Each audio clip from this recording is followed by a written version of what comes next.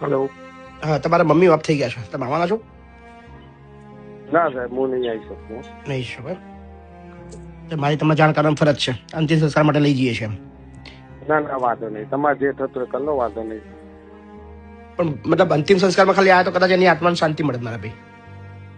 ના, હું નહીં આવી શકું યાર, મારી બહુ મજબૂરી છે. મજબૂરીઓ છે એમ? કઈ વધારે ચલો હા ને ભાઈ. દીકરા સાથે વાતચીત કર્યા બાદ અમને આશા હતી કે કદાચ દીકરી આવશે. દીકરીને પણ ફોન કર્યો, દીકરી શું કહી રહી છે એ પણ સાંભળો. તમારી મમ્મી ઓફ થઈ ગયા છે. ઓફ થઈ ગયા?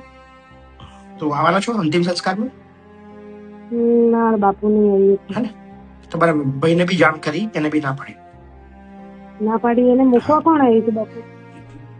એ છોકરો બનીને જ આવ્યો હતો ને, તો પછી એવું કીધું કે ડ્રાઈવર છે એવું કીધું. એ નહીં, એ તો હમણાં તમે સોમવારે છેલ્લો ફોન કર્યો ત્યારે ને. એ છોકરો આવ્યો હતો. પહેલા પણ મૂકવા આવ્યું હતું. યાદ નહીં કોણ મૂકવા આવ્યા કે કેટલા મહિનાથી છે. તો તમને તો દર અઠવાડિયે કહીએ છીએ કે ભાઈ તબિયત ખરાબ છે, પણ તમારામાંથી કોઈને આવું જ ના હોય તો હું કરી બેઠો. ના બાપુ સોરી, હું તો નહીં આવી શકું. કઈ ના આવી દીકરી ના આવે દીકરો.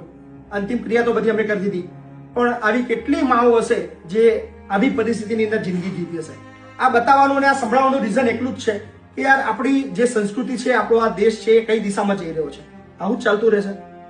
આખી જિંદગી જેને પાલી પોસીને મોટા કર્યા છે એ એની અંતિમ ક્રિયા માટે પણ ના આવે, એને પાલાવા માટે પણ ના આવે, એની બીમારીની અંદર એની ઘડપણની લાઠી બનવા પણ તૈયાર નથી. શું આ જ દુનિયા છે?